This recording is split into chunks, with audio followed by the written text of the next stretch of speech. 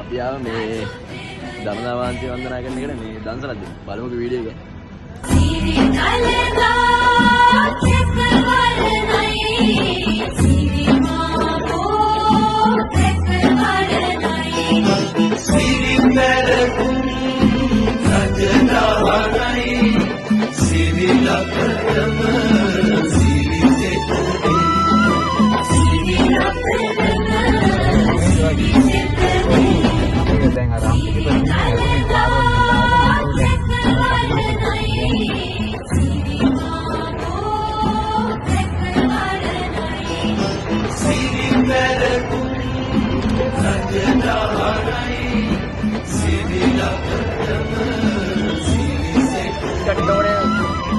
Got it.